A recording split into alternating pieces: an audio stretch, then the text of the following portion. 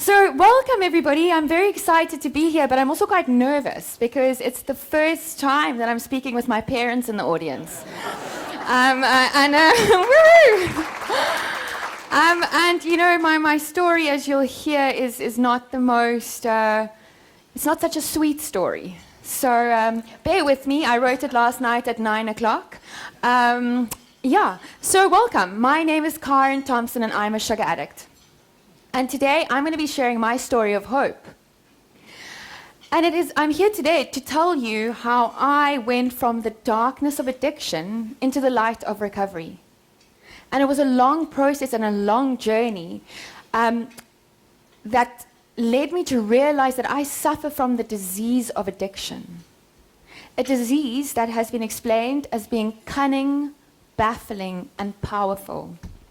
And during my active addiction, I was robbed of not only my dignity, self-respect, and self-love, but it robbed my family of theirs as well. So I'm going to start with the story of my life, and let's get this out of the way. I am the granddaughter of Professor Chris Barnard. And we get this out of the way. Because, you know, it's one of those things that kind of gives me some validity, it seems. I don't need a doctorate or be a professor because he was. So by association, I must be quite clever. Anyway, so as much as I'm Professor Chris Barnard's granddaughter, I'm also Loki Barnard's granddaughter, and she's the one that raised me. She's the one that taught me about morals and values and really showed me what it is to stand up for what I believe in. And as much as my grandfather was this massive, amazing figure in the world, there was someone at home holding a space for him to create what he did, just as Mrs. Marilyn Noakes does that for Professor Tim Noakes.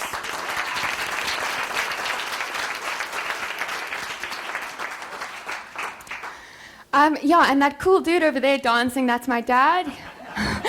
He's Professor Cobus Visser from the University of Western Cape, where there's some trouble going on.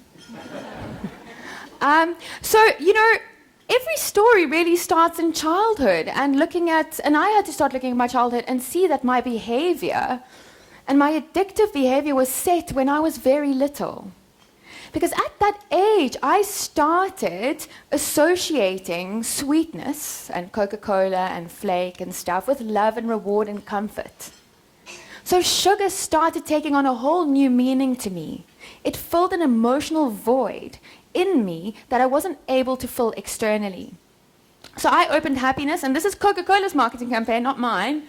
And I opened love, affection, comfort, reward. And I started soothing my feelings with sugar. I was looking for an external solution to an internal problem. And I started modeling at the age of 16. I think it's probably one of my mother's biggest regrets. You know, and there my addiction escalated. It went from sugar and legal substances into illegal substances and alcohol. So I had a very, it was very up and down, and my modeling career and my addiction took me to many places and many things, and I was very lost. I was a very lost young girl. I was a misfit, an outcast, that square peg that doesn't quite fit into this round hole. And I looked for belonging wherever I went. And I had this core belief of not being good enough, not being pretty enough, not being thin enough, not being enough.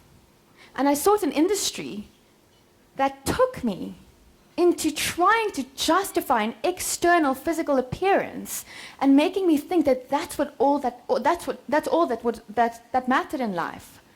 And if you look at those pictures, especially the one on the far left, which is probably my left, your right. You know, when I was at my thinnest, stuck in my anorexia, I thought I was overweight. And I was still trying to lose another 5 kilograms at that point. So at the age of 24, I woke up one morning and I didn't want to live anymore.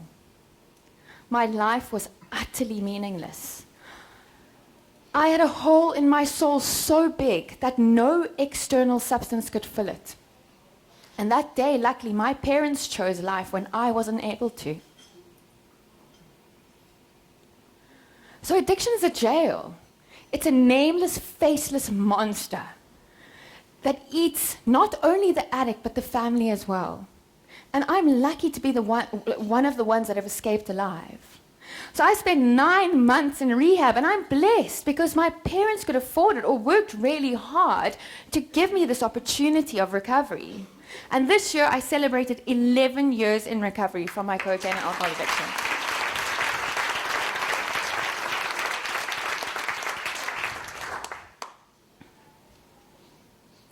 So in recovery, I realized that my primary addiction had started at the age of 4, and that my first drug of choice was sugar. So what if we are raising a nation of addicts by exposing our children to sugar? Because the studies are showing that sugar and junk food changes the brain. So we really need to start taking a stand. And my problem while working my program of recovery focused on the elimination of illegal substances and alcohol. But I had the same behavior, obsession, and compulsion with my own sugar consumption. And when I looked at how much added sugar I was having in my low-fat model diet, it was 26 teaspoons of added sugar in my food every single day. So I was going to show a clip of the sugar film. It's not working, but I actually only have like 5 minutes left. So essentially, this guy called Damon Gamo went through a process of eating added sugar in his life. Anyway, the point of this clip was that he identifies that sugar was his pimp. And to me, sugar was my pimp. And the petrol station was my dealer. So how did my life in recovery really change? How did I start identifying that sugar and carbohydrates were addictive for me? And it was the day I met Professor Tim Noakes. And I'd seen Prof Noakes on Carte Blanche talking about sugar and his new low-carb, high-fat way of life, and he had said sugar addiction in the same sentence. I was like, oh my God. So I said to my mother, who knows everybody, please can you contact Prof Noakes, and do you think he would meet with me? And this was like 2012. And she phoned the Sports Science Institute. And I don't know if any of you have ever tried phoning Sports Science. You get through to a central operator. She phoned, and Professor Noakes picked up. I don't know if Prof even knows that. Anyway, and Prof said, you know what, I'll see you. And he was open, and he was loving, and he was just his amazing self. So we started the Harmony Eating and Lifestyle program. He's no longer involved there. The first inpatient program to treat sugar and carbohydrate as an addiction using a low-carb, high-fat nutritional approach. And we have other programs. I mean, we have one-on-one counseling, spiritual facilitation, 12-step facilitation. I'm not going to use this as an infomercial, but it's an amazing, amazing program. So, because I have to really hurry up, why is this a story of hope? Because it's not just my story.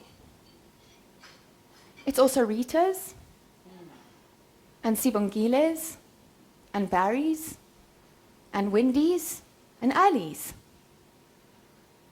and thousands of others who have found a solution to a problem we had been told had no solution.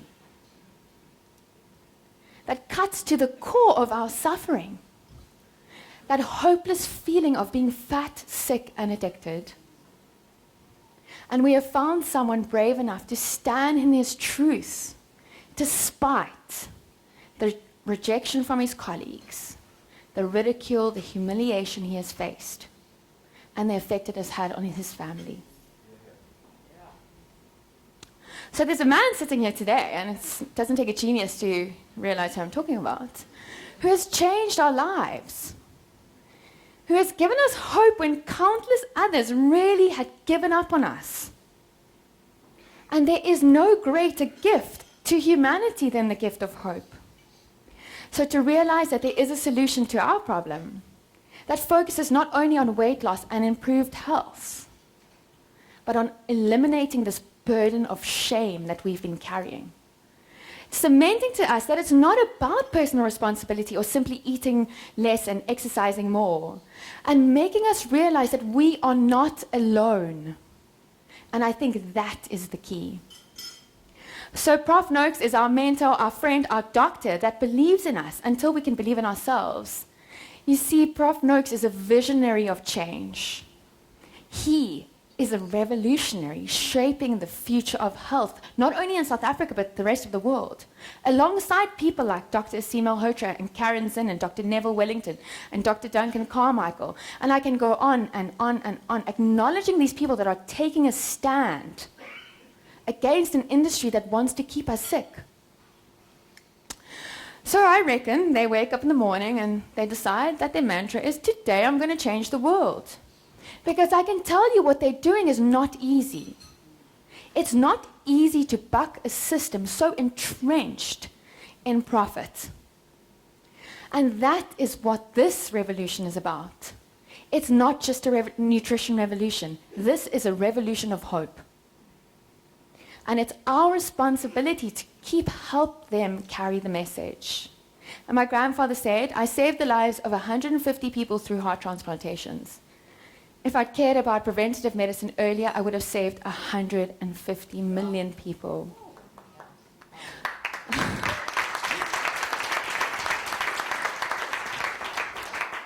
So you may be asking, but how do we create change? How do we do this? We create change by taking back our power, by standing up, sitting up, and getting up and showing up for ourselves, and starting to believe that there is a solution and it lies within. So how do we change the world? By being the change we wish to see in this world. Thanks for letting me share.